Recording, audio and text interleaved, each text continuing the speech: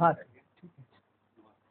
السلام علیکم ورحمۃ اللہ وبرکاتہ نحمده ونصلي على رسوله الكريم اما بعد الحمد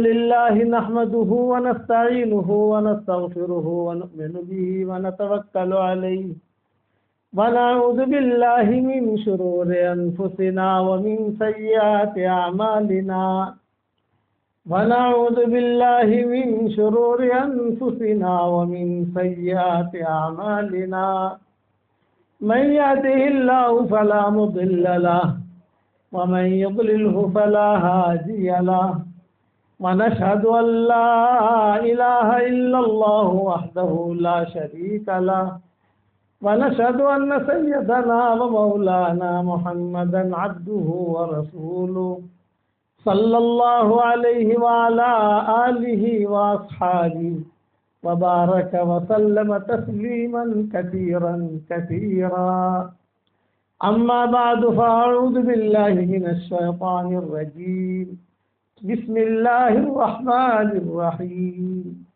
والمؤمنون والمؤمنات بعضهم أولياء بعض يأمرون بالمعروف وينهون عن المنكر ويقيمون الصلاة ويؤتون الزكاة ويطيعون الله ورسوله أولئك سيرحمهم الله إن الله عزيز حكيم صدق الله العظيم. قابل احترام مائیں بہنیں بیٹیاں ہماری بہویں بچیاں ہمارے دوست، عورتوں کا اللہ کے یہاں بہت اونچا مقام ہے. یہ نہیں ہے کہ عورتوں کا کوئی مقام نہیں ہے، کسی کام کی نہیں ہے، نہیں. اسی مقام کی وجہ سے اللہ نے عورتوں کی صورت نازل کی ہے، سورۃ النساء، عورتوں کی صورت. آپ کو مردوں کی کوئی صورت نہیں ملے گی. سورۃ الرجال جو قرآن میں نہیں ملے گی. عورتوں کا مقام اتنا کہ اللہ نے ان کا اتنا خیال رکھا کہ ان کا نام کا تذکرہ نام قرآن میں نہیں دیا، صرف ایک عورت کا نام دیا ہے. قصے عورتوں کو بہت ملیں گے، امرأۃ فرعون، امرأۃ لوط، امرأۃ سب، لیکن نام صرف ایک عورت کا لیا، حضرت مریم کا، وہ بھی ان کے خاص قصے کی وجہ سے لیا. ورنہ قصے بہت، صحابیات کے قصے بہت ملیں گے آپ کو. یا ایھا النبی قل لازواجک ان کنتن تردن الحیاۃ الدنیا وزینتہا، یہ سب امہات المؤمنین کے سلسلے میں آیتیں نازل ہوئی ہیں، لیکن نام کسی کا نہیں لیں گے. اور عورتوں نے بہت کام کیا ہے. آج ہماری مائیں بہنیں بیٹیاں بہویں سمجھے کہ ہم کچھ نہیں کر سکتی. نہیں، میرے والد صاحب رحمۃ اللہ علیہ فرماتے تھے کہ عورت اپنے گھر میں بیٹھے بیٹھے امریکہ کی نمازوں کا ثواب لے سکتی ہے، گھر میں بیٹھے بیٹھے. تو آسٹریلیا کی نمازوں کا ثواب لے سکتی ہے. اور وہ کیسے لے سکتی ہے؟ نیت سے لے سکتی ہے. پھر روزانہ ہم 5 حجوں کا ثواب لے سکتے ہیں. صحیح حدیث میں آتا ہے 5 نفلی حج کا ثواب مرد اور عورتیں لے سکتی ہیں روزانہ. کیسے؟ کہ آدمی گھر سے نکلے اور فرض نماز کی نیت سے نکلے تو ایک حج کا ثواب ملتا ہے. یہ صحیح حدیثوں میں آتا ہے. اب ہمارے یہاں عورتوں تو مسجدوں میں جاتی نہیں ہے، تو ان کو کیسے ملے گا؟ ان کو ان کی نیت پر ملے گا. دوسرا کہ وہ اپنے بچوں کو بھیجے گی، اس پر ملے گا. اس لیے ہماری شریعت میں کئی کام ایسے ہیں جو عورتوں کی وجہ سے اللہ نے حل کیے. عورتیں ذریعہ بنی، مرد ذریعہ نہیں بنے. حالانکہ مرد بڑے بڑے موجود تھے، ابو بکر ہے، عمر ہے، ان سے بڑے کون ہو سکتے ہیں، لیکن وہ مسئلہ ان سے حل نہیں ہوا اور اللہ نے ان سے حل بھی نہیں کروایا. ذریعہ بنایا عورتوں کو. یہ رمضان کا جو عمرہ ہوتا ہے، آپ سمجھو کتنی بھیڑ ہوتی ہے رمضان کے عمرے میں. اب تو حج سے بھی زیادہ بھیڑ ہونے لگی رمضان کے عمرے میں. یہ حج کی بھیڑ تو معروف تھی، لیکن اب تو حج سے بھی زیادہ بھیڑ ہونے لگی. ہم تو وہی رہتے ہیں، اس طرح پتہ ہے کہ پہلے سے جو ہے ہمیں ساری تیاریاں کرنی پڑتی ہے، حرم شریف جانے کی، جگہ پکڑنے کی، ساتھیوں کو بھیجنا پڑتا ہے، یہ پڑتا ہے۔ یہ رمضان کا عمرہ ہماری شریعت میں کوئی جانتا ہی نہیں تھا، کسی کو پتا نہیں رمضان کا عمرہ کیا ہے، لیکن ذریعہ کون بنی؟ یہ عورتیں بنی۔ نہ ابو بکر جانتے تھے، نہ عمر جانتے تھے، کوئی نہیں جانتا تھا، حضور صلی اللہ علیہ وسلم بھی نہیں جانتے تھے، جو حضور نے رمضان کا عمرہ کیا ہی نہیں۔ حضور نے 4 یا 6 عمرے کیے ہیں، سارے کے سارے ذی قعدہ میں کیے۔ آپ کے 4 یا 6 جو بھی عمرے ہوئے ہیں وہ ہوئے ہیں، لیکن سارے کے سارے ذی قعدہ ہیں۔ اسی لیے ہمارے یہاں جب ذی قعدہ کا چاند شروع ہوتا ہے تو سب لوگ عمرہ کے لیے بھاگتے ہیں۔ کیوں؟ یہ بڑی سنت ہے حضور کی۔ مدینہ منورہ حجاز میں جب ذی قعدہ کا چاند ہوتا ہے تو سب بھاگتے ہیں۔ پھر حضور نے عمرے کیے، حضور نے کسی مہینے میں عمرہ نہیں کیا، صرف ذی قعدہ میں کیا۔ اس وقت تاریخ دیکھو آپ، رمضان کا عمرہ کا تو سوال ہی نہیں ہے۔ لیکن یہ رمضان کا عمرہ آیا کیسے؟ آپ صلی اللہ علیہ وسلم نے اعلان کیا مدینہ منورہ میں کہ وہ ہمارا حج کا ارادہ ہے، اور یہ آپ کا آخری حج تھا، حجۃ الوداع جسے کہتے ہیں۔ آپ نے اعلان کیا کہ ہم حج کرنے والے ہیں، اب ہمارے ساتھ جو بھی چلنا چاہے وہ چلے، اختیار دے دیا سب کو۔ جب آپ نے اعلان کیا تو ظاہر بات ہے کہ قرب و جوال میں قبائل رہتے تھے، دیہاتی رہتے تھے، بیچے بستیاں ہوتی تھی، وہ ساری کی ساری ٹوٹ پڑی سب۔ حضور کے ساتھ حج ہوگا، حضور کے ساتھ حج ہوگا، حضور کے ساتھ حج ہوگا، اور ہر ایک نے اپنی اپنی ٹولیاں بنا لی، جماعت۔ ہمارے بھی جماعت بنتی ہے، اجتماع میں جاتے جماعت بنا لیتے ہیں، کبھی یہی جماعت جو ہے فلاں جگہ ٹھہرے گی، یہ لوگ اپنا کھانا پکائیں گے، یہ لوگ اپنے کھانے کا انتظام کریں گے۔ وہی ترتیب تھی حضور صلی اللہ علیہ وسلم کے زمانے میں۔ وہ امہات المومنین کی بھی جماعت بن گئی۔ آپ صلی اللہ علیہ وسلم نے ساری ماؤں کو حج کے سفر میں ساتھ لیا، اور فتح مکہ میں صرف 2 ماؤں کو ساتھ لیا، ایک ام سلمہ کو اور ایک حضرت میمونہ کو فتح مکہ میں، اور حجۃ الوداع میں ساری ماؤں کو ساتھ لے لیا۔ آپ کا آخری حج تھا، چلو یہ میرے ساتھ حج کر لو۔ میں رمضان کی عورتوں کی فضیلت بتا رہا ہوں۔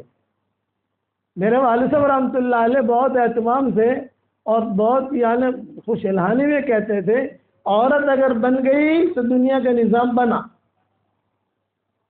اور اگر عورت بگڑ گئی تو دنیا کا نظام بگڑا۔ یہ ابا کہتے تھے، عورت بنی تو دنیا کا نظام بنا، عورت بگڑی تو دنیا کا نظام بگڑا۔ یہ بڑے بڑے جتنے بنے ہیں یہ عورتوں کی برکت سے بنے۔ عمر ابن عبدالعزیز جو بنے وہ عورت کی برکت سے، صلاح الدین ایوبی جو بنے وہ عورت کی برکت سے۔ صلاح الدین ایوبی کا قصہ تو سنا ہوگا آپ نے۔ یہ سب بڑے بڑے جو بنے، وہ مولانا الیاس صاحب رحمۃ اللہ علیہ جو بنے وہ عورت کی برکت سے۔ میرے والد صاحب رحمۃ اللہ علیہ جو بنے وہ ہماری دادی کی برکت سے۔ ابا کہتے تھے کہ بچپن سے ہی میری تربیت ایسی کی تھی میری ماں نے کہ بچپن سے میں اتنا چھوٹا تھا کہ ماں کے پاس سوتا تھا۔ بچہ جب بڑا ہو جاتا ہے تو ماں سے تھوڑا دور جاتا ہے، اتنا میں ماں کے قریب لیٹتا تھا۔ اس وقت میں مجھے جو ہے پوری سورہ اما یتساءلون جو ہے پورے کا پورا پارا، کہ مجھے اس کا ترجمہ تقریباً حفظ یاد ہو گیا تھا، اور اس پر اپنے ایک لطیفہ بھی سناتی ہمارے والد صاحب رحمۃ اللہ علیہ۔ بولے میرا چھوٹا بھائی تھا، وہ اوپر لیٹتا تھا، میرے چچا مرحوم اور میرے خسر بھی ہوتے ہیں، وہ اللہ ان کو غریق رحمت کرے، ان کی ہڈی ہڈی کو اللہ جنت بخشے۔ وہ چھوٹے تھے ابا سے، یوسف نام تھا ان کا۔ وہ بولے کہ وہ چارپائی میں لیٹتے تھے اور میں میری والدہ کے ساتھ نیچے لیٹتا تھا۔ مجھے میری والدہ بہت پیار کرتی تھی، مجھے نیچے لٹاتی تھی، بھائی میں اور کوئی زیادہ فرق نہیں تھا عمر کا۔ تو سوتے سوتے میری والدہ نے مجھے القاریہ کا ترجمہ سنایا، القاریہ، یہ مجھے خوب یاد ابا کہتے تھے، اور پڑھوایا بھی مجھے، میں نے پڑھا بھی، ترجمہ مجھے یاد بھی ہو گیا۔ اور ویسے ہی بس یہی وہ جب مائیں بچوں کو سلانے کے لیے جو کرتی ہے نا، کچھ پڑھتی ہے کچھ، تو میرے والد صاحب کہتے تھے کہ میری ماں جو ہے قرآن کی آیتیں پڑھ پڑھ کے مجھے بتا دیجیے. اب وہ سورہ القاریہ جب میں نے سنی تو وہ تو قیامت کا منظر ہے سارا. پہاڑ یوں اڑیں گے اور کھڑکھڑانے والی بھی کھڑکھڑائے گی یہ سارا. اور یہ سنتے سنتے میں سو گیا. رات کو میرا بھائی جو تھا وہ چارپائی کے اوپر سے لڑک کر نیچے گرا. جب نیچے گرا تو میں نے کہا ماں قیامت آ گئی، قیامت آ گئی، قیامت آ گئی. یہ ابا کہتے ماں قیامت آ گئی، قیامت آ گئی، قیامت آ گئی. ارے بیٹا کہا ارے یہ تو یوسف گرا. اما میں تو سمجھا قیامت آ گئی. کھڑکھڑا دینے والی چیز اوپر سے، اوپر کی چیزیں نیچے، نیچے کی چیزیں اوپر ہوں گی. تو والد صاحب رحمۃ اللہ علیہ کہتے تھے کہ مجھے جو ملا ہے میری ماں سے ملا ہے. تو یہ ہمارے جو یہاں کی جو خواتین ہیں ہماری، یہ شہر کی رام نگرم نام ہے، دین نگرم نام ہے، کیا نام ہے شہر کا مجھے پتہ نہیں، لیکن قاسم قریشی کا نام ہم کہتے ہیں، ان کے گاؤں کا نام کہتے ہیں، وہ ہمیں یاد رہتا ہے. قاسم قریشی ہمارے بہت اچھے ساتھی ہوئے تھے، بہت محبت کرتے تھے. مجھے خوب یاد ہے مرکز نظام الدین میں والد صاحب رحمۃ اللہ علیہ کے پاس تہجد میں آتے تھے آپ کے والد صاحب قاسم قریشی صاحب. اور سلام ابا نے کہہ رکھا تھا ان کو کہ تہجد میں پہلے صبح بیٹھوں گا، اور ان کا سال لگ رہا تھا قاسم قریشی صاحب کا. اور چھوٹے چھوٹے ابا کو لے کر آتے تھے گھر سے، تو گردے سے ابا کہتے تو ابا ان کو 50 روپئے دیتے تھے. سردی کے جنوری کی سردی ہوتی اور کہتے تھے 50 روپیہ لو اور باہر جا کر اصلی انڈے کا ناشتہ کرو اور پھر بیان میں میرے سامنے بیٹھو. میرے سامنے بیٹھنا، جو پیسہ بچ جائے مجھے لا کر واپس دو. ابھی اذان ہوئی نہیں ہے، تہجد کا وقت ہے، تو ابا ان کو بھیج دیتے تھے. تو وہ جاتا، اور اصلی انڈے کا کرنا ناشتہ، وہاں 200 روپئے انڈے ملتے تھے، اصلی انڈا تھوڑا مہنگا ہوتا تھا. جانا اور دودھ پینا. کچھ بیچ میں طبیعت بھی خراب ہو گئی تھی قاسم قریشی صاحب کی. یہ قاسم قریشی اور مولوی چراغ الدین راجستھان کے جو ہے وہ، ان دونوں کے ساتھ ابا معاملہ کرتے تھے. پھر وہ آتے تھے 10 روپیہ کبھی واپس لائے، کبھی 5 روپیہ واپس لائے. ابا رکھ لیتے تھے، کہتے تھے کہ تمہارا ناشتہ ہو گیا، تمہارا آرام بھی ہو گیا، اب میرے پیچھے آگے پیچھے کی نماز پڑھ لو. میں جب بیان کے لیے بیٹھوں تو بھیڑ بہت ہے مرکز میں، اس زمانے بھیڑ بہت ہوتی تھی، بھیڑ بہت ہے. تم جو ہے کسی بھی طریقے سے میرے سامنے بیٹھنا، تم میرے سامنے بیٹھتے ہو تو مجھے اچھا لگتا ہے. جیسے طاہر کیسے بیٹھے ہیں سامنے، سامنے بٹھاتے تھے، سامنے بیٹھنا اور میرا بیان لکھنا. یہ پرانی یادیں ہیں. یہاں آنے کا ہمارا کوئی ارادہ نہیں تھا، ہم نے منع کر دیا تھا، لیکن بعد میں خواب دیکھا اور وہ الہام ہوا کہ ارے پرانی یادیں قاسم قریشی کی ہمارے خاندان کے ساتھ، آپ لوگوں کے ساتھ تو ہوگی ماشاءاللہ. ہمارے ساتھ نظام الدین میں خاص قسم کا رومال ہوتا تھا ان کا، اور خاص قسم کی ٹوپی ہوتی تھی، چلتے رہتے تھے. اللہ ان کی قبر کو بھی نور سے منور فرمائے. تو میں عورتوں کی فضیلت پر کہہ رہا تھا. والد صاحب رحمۃ اللہ علیہ فرماتے تھے کہ میری والدہ بچپن میں مجھے کہتی تھی قرآن سنا، تو میں سورہ کوثر، سورہ والعصر، سورہ اخلاص، چھوٹے چھوٹے صورتیں سنا کر کھیلنے کے لیے بھاگ جاتا تھا. اب دادی ہماری نابینا تھی، تو دادی جو ہے دیوار پکڑ کر آہستہ آہستہ آہستہ جاتی اور باہر جا کر کہتی کہ اللہ عمر، ہماری زبان میں اللہ عمر، اللہ عمر کہاں بھاگ گیا تو، مجھے دکھائی بھی نہیں دیتا. تو بچے ہوتے تھے، بچے کے ساتھ کھیلتے تھے، تو بچے کہتے تھے عمر تیری ماں بلا رہی ہے تجھ کو. میں جاتا تھا تو دادی ماں جو ہے وہ ہاتھ پکڑ کے بٹھا دیتی تھی اور کہتی تھی تو خالی سورہ کوثر اور سورہ اخلاص سنا کے چلا جاتا ہے، سورہ بقرہ سنا، سورہ بقرہ سنا. تو ابا کہتے کہ سورہ بقرہ لمبی ہے. تو میں کبھی کبھی سناتے 2-3 صفحے سمجھ گئے نا، 2-3 رکو. تو دادی ماں کہتے نا تو کودو سے، یعنی کہ جو ہماری زبان تو کودو سے، یعنی تو نے کچھ چھوڑا ہے. حالانکہ ان پڑھ عورت تھی لیکن قرآن سے اتنی مناسبت تھی کہ کہاں چھوٹا ہے، کون سا صفحہ چھوٹا ہے کیا نہیں. وہ یہ دین سے تعلق، قرآن سے تعلق. پھر جب سورہ بقرہ میں سنا کر بیٹھ جاتا تو میری دادی مجھے کہتی کہ عمر، اندھیری کوٹھڑی میں تیری اندھی ماں تجھ سے قرآن سن رہی ہے، ایک زمانہ انشاءاللہ آئے گا کہ ساری دنیا تیرا قرآن سنے گی. چنانچہ اللہ نے وہ دن بھی دکھایا کہ ساری دنیا نے جو ہے قرآن سنے. اب باقی اس لیے میں ماؤں بہنوں سے درخواست کرتا ہوں کہ ماؤں بہنوں کا بہت اونچا مقام ہے, بہت کام کیا ہے عورتوں نے. میں عمرے کا میں قصہ سنا دوں. اب حضور صلی اللہ علیہ وسلم نے حج کیا, کچھ عورتیں جا نہیں سکی, حمل تھا, بچے چھوٹے تھے, بیماری تھی, زیادہ راہ نہیں تھا, پیسے نہیں تھے, سفر نہیں کر سکی. جب حج کر کے سارا قافلہ واپس آیا, سارا قافلہ حضور صلی اللہ علیہ وسلم کا حجۃ الوداع کر کے سارا قافلہ جب واپس آیا. اچھا, حجۃ الوداع میں بہت قصے ہوئے. میں نے واٹس ایپ کے اوپر بیان میں حضور کا حج بھی بیان کیا ہے, لیکن مختصر بیان کیا ہے 12 دن کا. حالانکہ حضور کا حج بیان کرنے جاؤ تو 2 مہینہ لگے. مدینہ سے نکلے, پھر کیا ہوا, پھر کیا ہوا, پھر کیا ہوا. حضرت زینب کا قصہ ہوا, ہرنی کا قصہ ہوا, حضرت فاطمہ حضرت علی کا قصہ ہوا. حضرت علی تھے نہیں سفر کے اندر, یمن سے آئے تھے. پھر حضرت زینب کا قصہ ہوا, اور پھر حضرت صفیہ کا قصہ. یہ سارے قصے ہوئے. وہ سارے قصے میں نے تفصیل سے بیان کیے, یوٹیوب پر کئی پڑھے ہوں گے, وہ ضرور سننا کہ حضور صلی اللہ علیہ وسلم نے حج میں کیا کیا ہے. وہ حضور کا حج بھی ہمارے لیے دعوت ہے. آپ صلی اللہ علیہ وسلم کا حج یہ بھی دعوت ہے ہمارے لیے. اب یہ ساری عورتیں واپس آئی مدینہ منورہ میں, تو عورتوں کو کارگزاری سنانا بہت اچھا آتا ہے.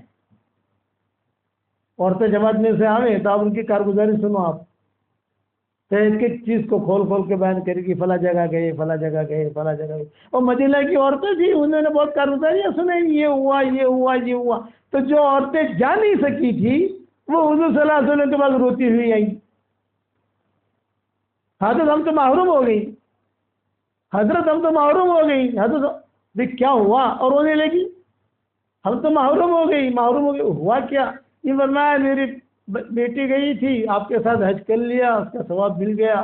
میری بھانجی گئی تھی, میری بہو گئی تھی, میری چچی گئی تھی, ماں گئی تھی, میں جا نہیں سکی, میں تو محروم ہو گئی. یہ تو آپ کا آخری حج تھا, اب تک ملے گا نہیں. آپ نے کہا خاموش رہو, رو مت.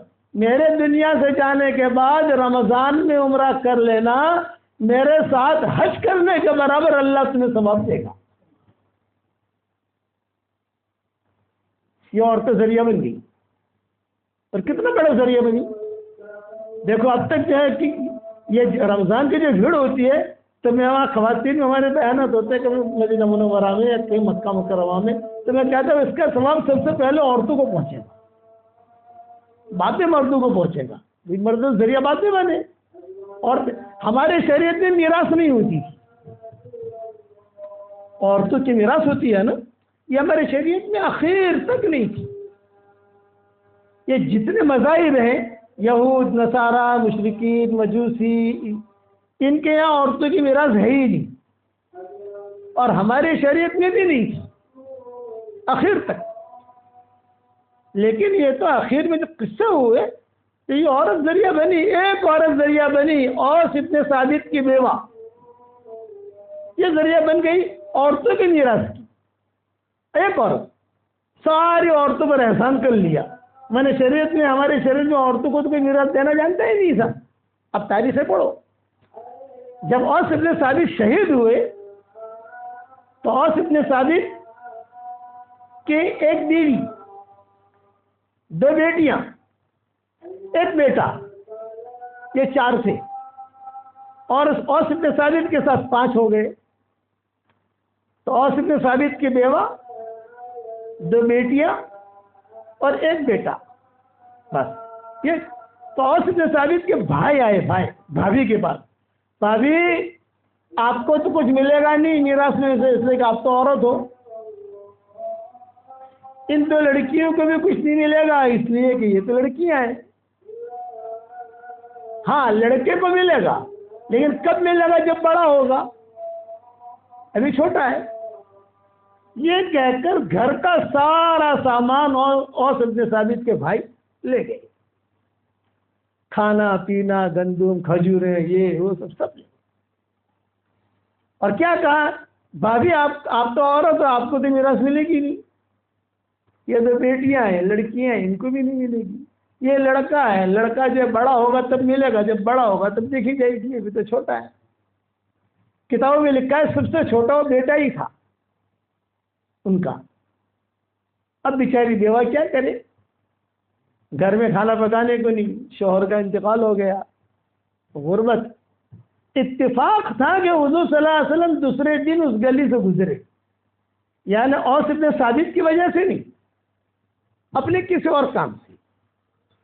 جب حضور صلی اللہ علیہ وسلم کسی گلی سے گزرتے تھے تو اعلان ہوتا تھا، جا رسول اللہ، جا رسول اللہ، جا رسول اللہ، جا رسول اللہ، جا رسول اللہ، اللہ کے رسول آ گئے، اللہ کے رسول آ گئے۔ تو سب بھیڑ جمع ہو جاتی تھی، عورتیں بھی آتی تھی، مرد بھی آتے تھے، بچے بھی آتے تھے۔ اوس ابن ثابت کی بیوہ نے سنا حضور میرے گھر کے سامنے سے گزر رہے ہیں، تو اوس ابن ثابت کی بیوہ جو ہے، اپنے 3 بچے تھے نا، ایک لڑکا 2 لڑکی، ان کو تو کپڑا وپڑا اچھے پہنا کر، منہ ٹھیک ٹھاک کر کے پردے کے باہر بٹھا دیا اور خود پردے کے پیچھے کھڑی ہو گئی۔ حضور صلی اللہ علیہ وسلم گزرے، جب حضور گزرے تو اس اوس ابن ثابت کی بیوہ نے کہا، السلام علیکم یا رسول اللہ۔ آپ نے کہا وعلیکم السلام، بھائی کون ہے؟ تو غالباً حضرت عمر نے کہا کہ حضرت اوس کی بیوہ ہے۔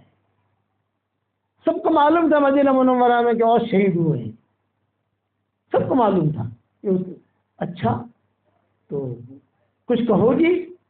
آپ نے پوچھا کچھ کہنا چاہتی ہو؟ انہوں نے کہا حضرت ایک درخواست کر رہی ہوں، اور وہ درخواست یہ ہے کہ اوس کے بھائی کل آئے تھے اور یہ کہہ کر گئے گھر میں کہ بھی تجھے تو کچھ ملے گا نہیں، تو عورت ہے، اور ان 2 لڑکیوں کو بھی نہیں ملے گا اس لیے کہ لڑکیاں ہیں، لڑکے کو بھی نہیں ملے گا اس لیے کہ چھوٹا ہے، یہ کہہ کر گھر کا سارا سامان لے گئے ہیں، میرے گھر میں کھانا پکانے کے لیے کچھ نہیں ہے۔ تو یہ صرف اتنی درخواست ہے کہ آپ اوس کے بھائیوں کو بلائیے اور ان سے اتنا کہیے کہ بھی جب تم سب کچھ تم لے گئے ہو تو 2 بیٹیاں بھی لے جاؤ، ان کو پالو پوسو، بڑا کرو، شادی کراؤ، اب رہو، اور میں رہوں گی، میرا بیٹا رہے گا، ہم دونوں ہماری زندگی گزار لیں گے۔ یہ درخواست رکھی۔ آپ نے فرمایا نہیں۔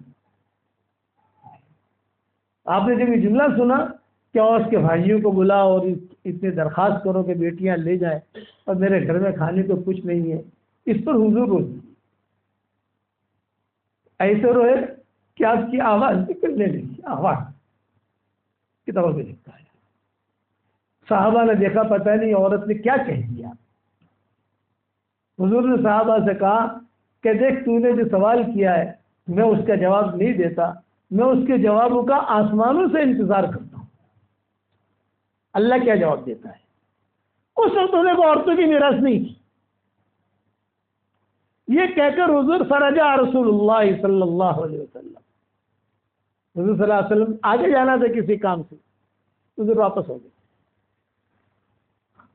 دل ہی تو ہے نہ سنگ و خشت، درد سے بھر کیوں نہ آئے کیوں، دل ہی تو ہے نہ سنگ و خشت، درد سے بھر نہ آئے کیوں، روئیں گے ہم 1000 بار کوئی ہمیں رلائے کیوں۔ ایک امتی کا یہ حال دیکھا، ایک امتی عورت کا یہ حال دیکھا تو آپ برداشت نہیں کر سکے، واپس ہو گئے۔ ابھی مسجد نبی میں پہنچے بھی نہیں تھے کہ میراث کی آیتیں نازل ہو گئی۔ میراث کی آیتیں پوری کی پوری نازل ہوئی۔ جب آیتیں پوری نازل ہوئی تو آپ نے فرمایا بلاؤ اوس کی بیوہ کو۔ حضور صلی اللہ علیہ وسلم نے یہ آیتیں پڑھ کے سنائی، تیری وجہ سے اللہ نے میری امت کی جتنی عورتیں ہیں ان کا مسئلہ اللہ نے حل کر دیا۔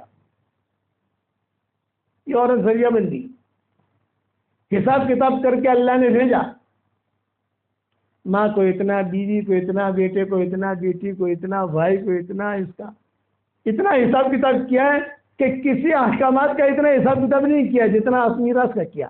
معلوم ہے، اللہ کو معلوم ہے کہ سب سے زیادہ ڈنڈیاں جو ماریں گے وہ میراث سے ماریں گے، اس لیے میراث ادا کرو، اسے ڈنڈیاں مت مارو۔ میراث ادا کرنے کے اندر ہم نے عربوں کو دیکھا ہے۔ بقی میں کسی سیٹ کا انتقال ہوتا ہے تو سارے چوپڑے لے کر آ جاتے ہیں ان کے بیٹے، بقی دفن کرنے سے پہلے کہتے ہیں یہ میرے باپ کی پراپرٹی، یعنی بڑی بڑی فیکٹریاں، ہماری طرح دکان نہیں، دکان 1 پلاٹ 2 پلاٹ نہیں، بڑی بڑی فیکٹریاں. وہ کہتے ہیں قاضی کے ساتھ ہوتا ہے، بقی قاضی کے ساتھ آتا ہے صحیح سکے لے کر، اور کہتا ہے کہ دیکھو باپ مر گیا، میری اتنی بہنیں ہیں، اتنی یہ ہے، اتنا یہ اس کا، یہ اس کا، اسی جگہ حساب کتاب کر کے وہ جو چوپڑے ہوتے ہیں نا کاغذات، وہ سب دیے جاتے ہیں، پھر دفن کرتے ہیں. اتنا اہتمام ہمارے یہاں نہیں ہے.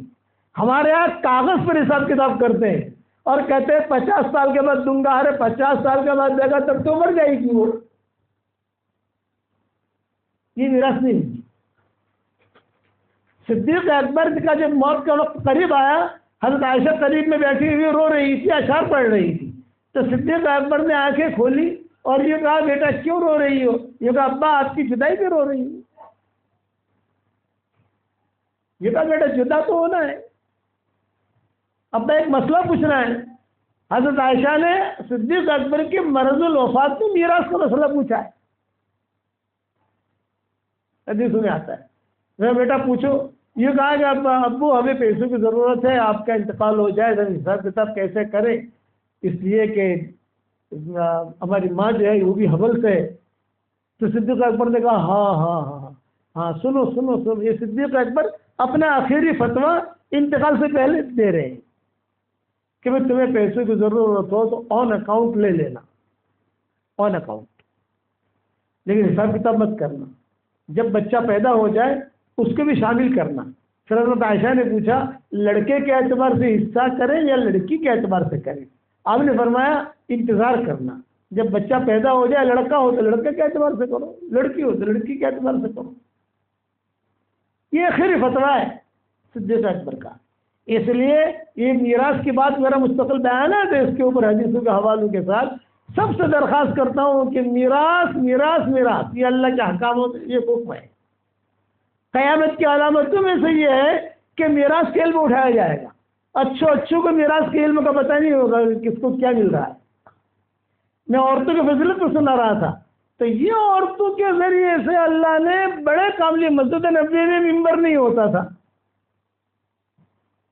امام صاحب جمعہ کے دن بیان کرتے ہیں، یہ مسجد نبوی میں نہیں ہوتا تھا. آخر تک حضور صلی اللہ علیہ وسلم کھجور کے درخت سے ٹیک لگا کر بیان کرتے تھے. ایک انصاری عورت آئی اور اس نے آ کر کہا کہ حضرت آپ کی آواز بھی نہیں پہنچتی، آپ کا چہرہ بھی نہیں دیکھتی، ہم پیچھے رہتی ہیں، اگر آپ مجھے اجازت دے دیں کوئی اونچی چیز لے آؤں جو آپ بیٹھ جائیں، جس پر آپ کی آواز بھی سن لیں اور آپ کا چہرہ بھی دیکھ لیں. آپ نے کوئی خاص جواب نہیں دیا. جتنے بھی قرب و جوار میں صحابہ تھے یہ ناراض ہو گئے. نے کہا بڑے بڑے لوگ موجود ہیں، وہی کا دروازہ کھلا ہوا ہے، خاتون آ کر مشورہ دے رہی ہے، یہ خاتون آ کر مشورہ دے رہی ہے. دوسرے ہفتے میں پھر آئی وہی عورت. کہا حضرت اجازت ہو تو میرا غلام جو ہے بہت اچھا سثار ہے، بہت اچھا کام کرتا ہے. آپ نے انگلی سے اشارہ کیا بسم اللہ لے آؤ. کسی سے آپ نے پوچھا ہی نہیں، لے آؤ. تیسرا جمعہ آیا، ممبر بن کر آ گیا. حضور صلی اللہ علیہ وسلم اوپر بیٹھے، بیان کیا. لوگوں کو بہت بڑا پسند آیا. ارے آواز بھی آ گئی، چہرہ بھی دیکھ لیا، عورتوں نے بھی چہرہ دیکھ لیا. تو جو مخالفت کرنے والے تھے نا، فَإِذَا الَّذِي بَيْنَكَ وَبَيْنَهُ عَدَاوَةٌ كَأَنَّهُ وَلِيٌّ حَمِيمٌ، وہ جو مخالفت کرنے والے تھے وہ موافق بن گئے. اب جو ہے قیامت تک مسجدیں بنیں گی اور اس کے لیے ممبر بھی بنے گا، دین کی باتیں بھی ہوں گی اس ممبر پر، دین پھیلے گا. سب سے پہلے ثواب اللہ تعالیٰ اس عورت کو پہنچائے گا، تو ذریعہ بنے. اس لیے مائیں بہنیں ہرگز یہ نہ سمجھیں کہ یہ کیا ہوگا، کیا بہت خرچ کرنے کا مادہ. بس ایک قصہ سنا کر بات ختم کروں. بلخ کا ایک تاجر تھا، وہ جو ہے بلخ کے مسلمانوں سے، تاجر نہیں حاکم تھا ظالم بلخ کا، وہ مسلمانوں سے ناراض ہو گیا. اس نے اعلان کیا کہ جتنے مسلمان ہیں اتنا ٹیکس دیں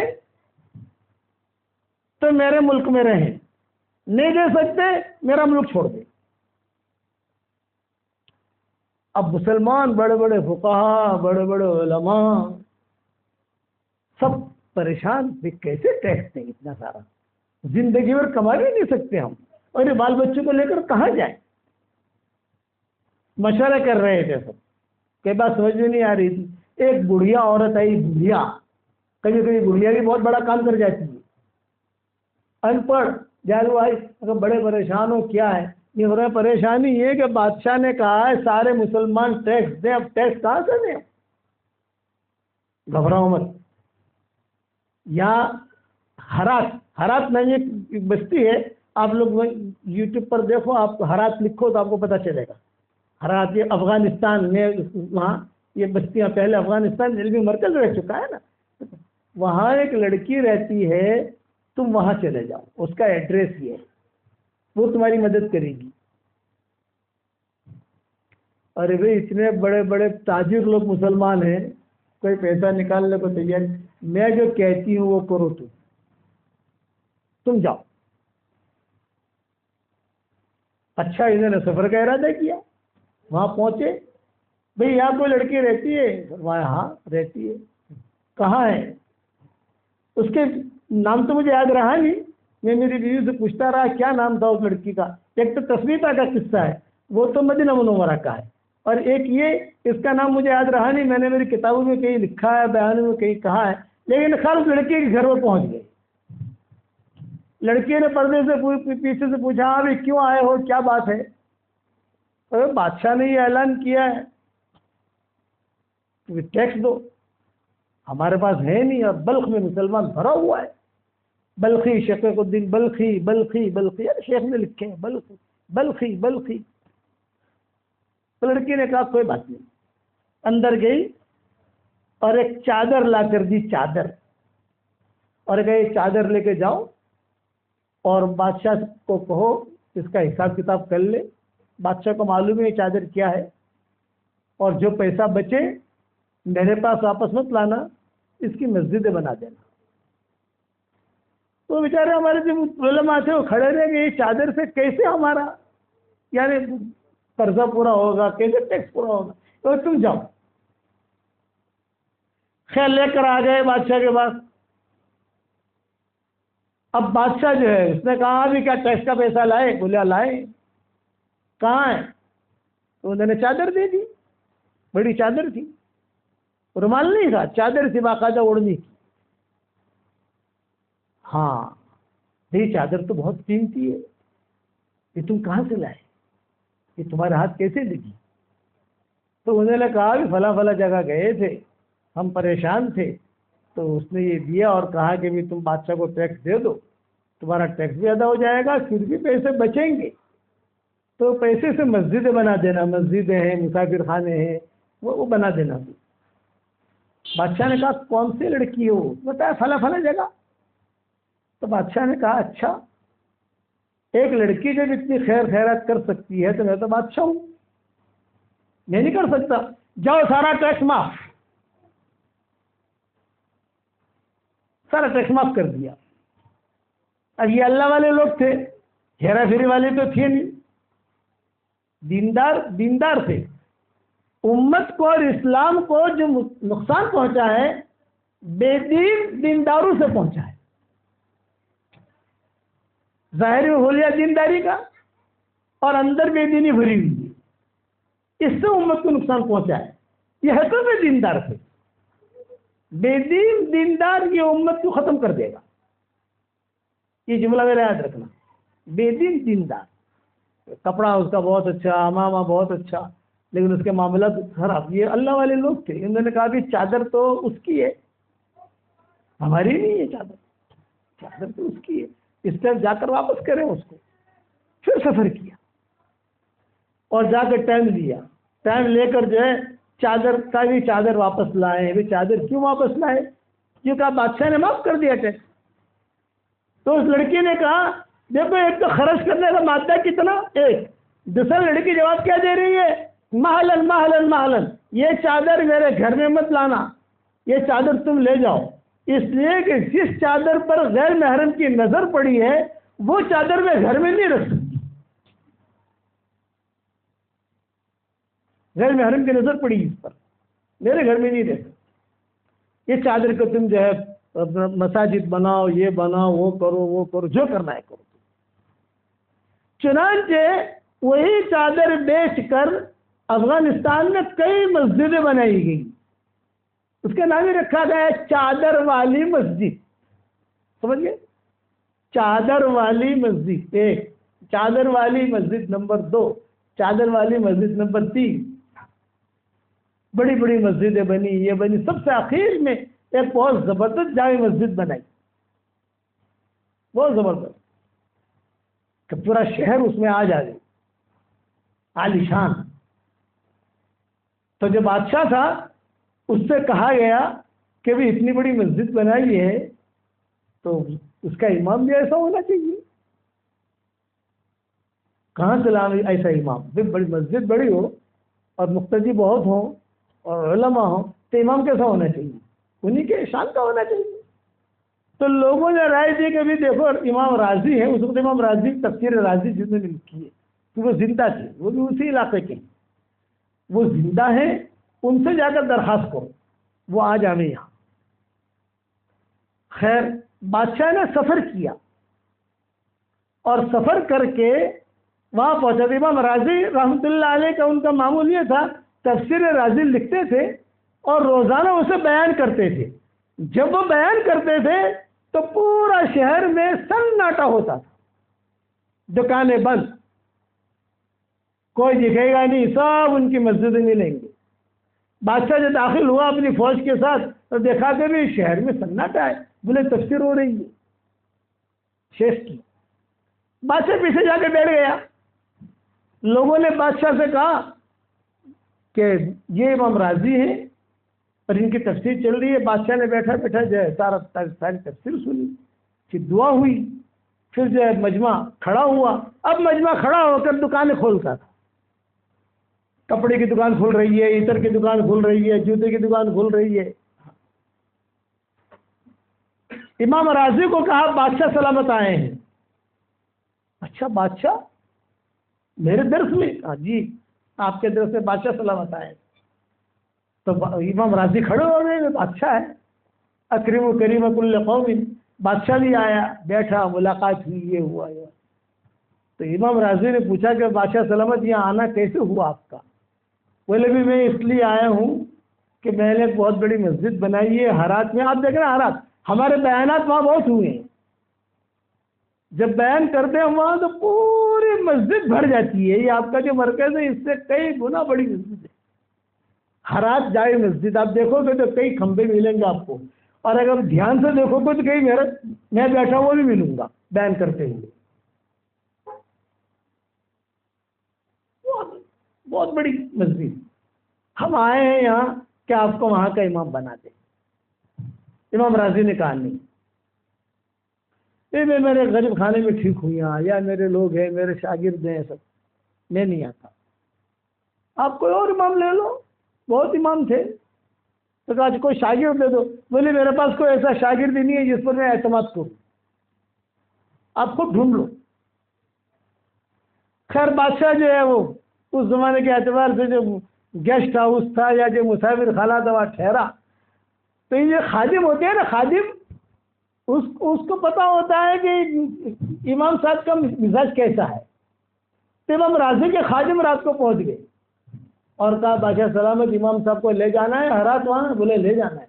بولے بالکل مانیں گے نہیں، ایک بات کہو گے تو مانیں گے وہ۔ ارے بتاؤ کیا؟ لیکن وہاں جا کر صرف اتنا کہو کہ بادشاہ امام صاحب وہاں میں نے مسجد بنائی ہے لیکن قبلے میں اختلاف ہو رہا ہے، کچھ لوگ کہتے ہیں قبلہ یوں ہے، کچھ لوگ کہتے ہیں قبلہ یوں ہے، کچھ لوگ کہتے ہیں قبلہ یوں ہے۔ اب بہت بڑا اختلاف ہے قبلے میں، آپ جیسا آدمی آئے گا وہ قبلے کا اختلاف ختم ہو جائے گا، آپ فیصلہ کرو گے تو آپ کے فیصلے میں سب راضی ہو جائیں گے، سب آپ کے شاگرد ہیں۔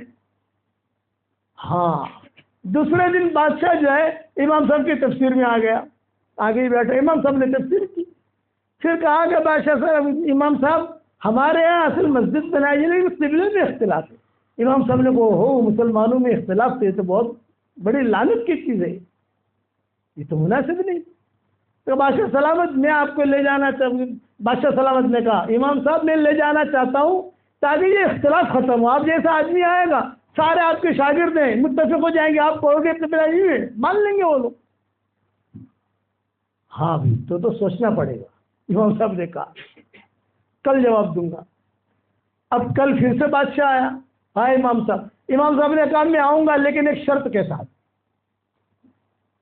میرے شاگردوں کو لے کے آؤں گا, رستے میں سبق پڑھاتے پڑھاتے جاؤں گا اور وہاں بھی سبق پڑھاؤں گا. جب تمہارا مسئلہ حل ہو جائے گا تو واپسی میں بھی سبق پڑھاتے پڑھاتے آؤں گا تاکہ سبق کا نقصان نہ ہو. ابھی میں کار میں بیٹھا, ابھی کشمیر سے میسج آیا بھی جو ہے مدرسے والے سب تیار ہیں اور آپ تاریخ دو صرف ہمیں, تاکہ ہم جو ہے سوچتے ہیں کہ طلبا کو فائدہ ہو کہ ان کا درس کا نقصان بھی نہ ہو اور آپ کے بیان سے فائدہ بھی اٹھائیں. مدرسے بہت ہے نا وہاں. تو ابھی رستے میں بیٹھے آ رہا تھا یہاں بیان کے لیے. میں نے ان سے کہا ابھی مشغول ہوں میں, بدھ کے دن آ کر مجھ سے ملو آپ, تو پروگرام طے کرتے ہیں انشاءاللہ. تو امام صاحب نے یہ کہا کہ میں آؤں گا لیکن ایک شرط کے ساتھ. بادشاہ خوش ہو گیا. تو امام صاحب نے اپنے شاگردوں کو لیا. ہر امام کا اپنے شاگرد ہوتے ہیں. امام ابو حنیفہ کے 50 شاگرد تھے. پہلے نمبر پر امام ابو یوسف تھے اور 19ویں نمبر پر عبداللہ ابن مبارک تھے. ان کو 19واں نمبر تھا. تو یہ بادشاہ یہ امام صاحب تفسیر رازی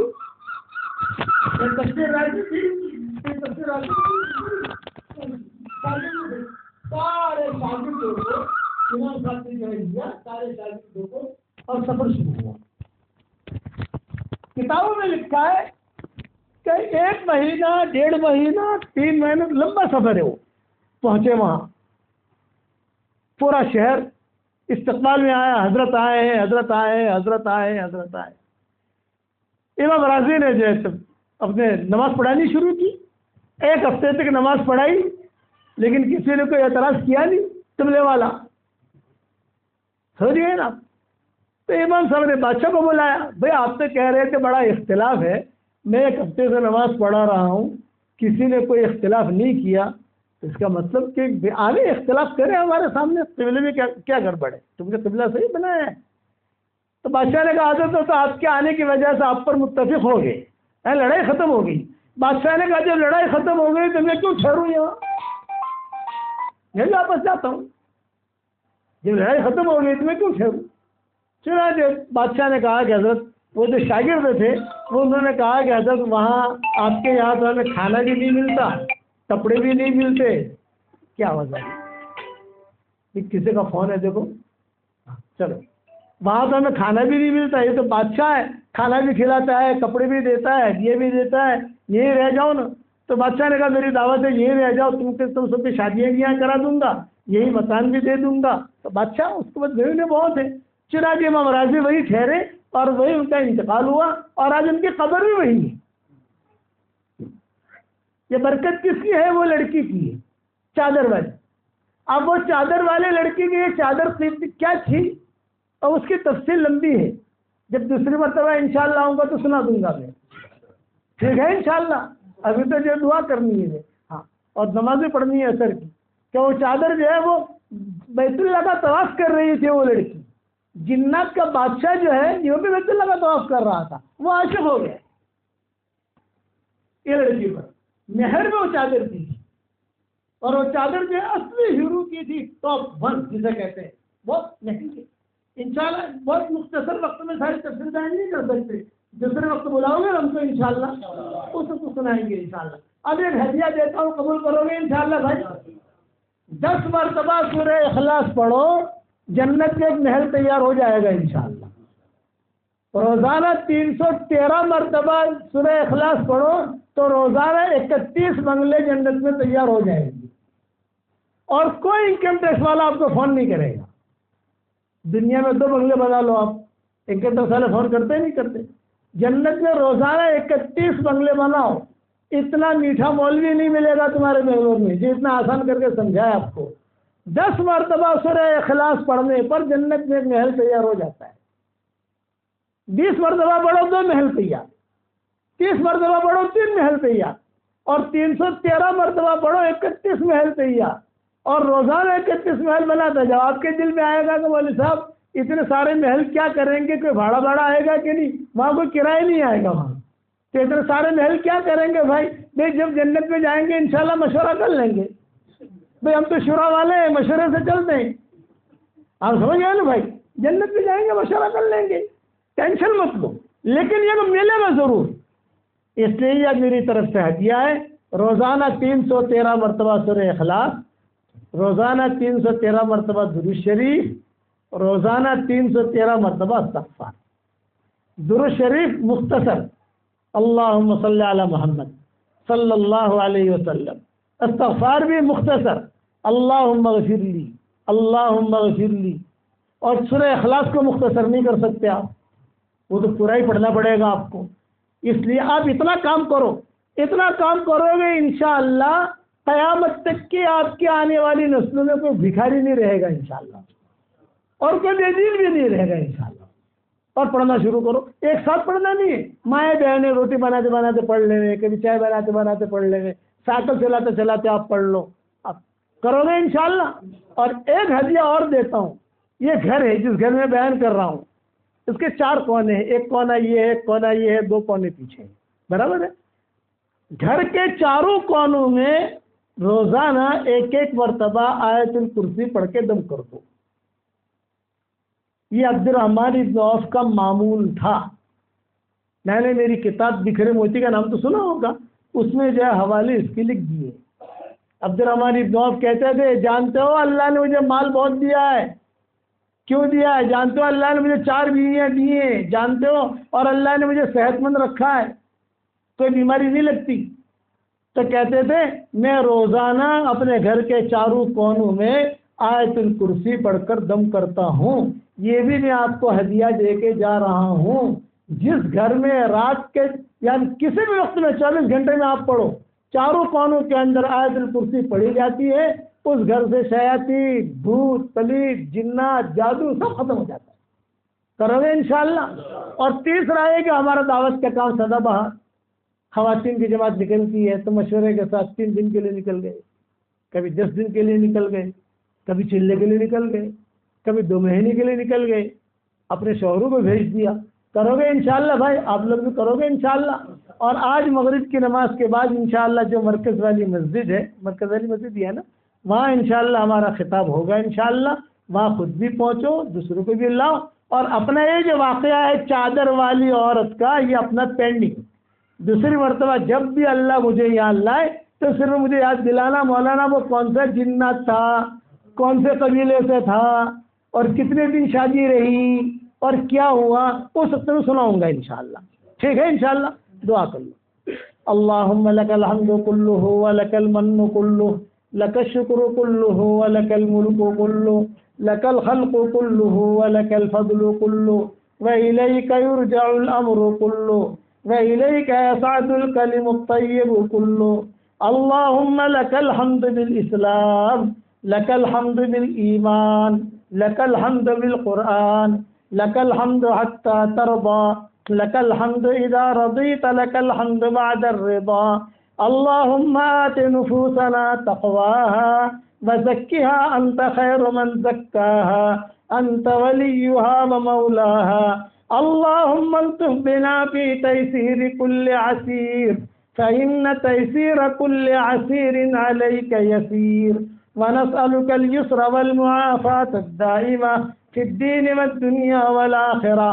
اللهم آت نفوسنا تقواها وزكها أنت خير من زكاها أنت وليها ومولاها۔ اللهم إنا نسألك عيشة نقية وميتة سوية ومردا غير مخزي ولا فاضح یا ذا الجلال والاکرام۔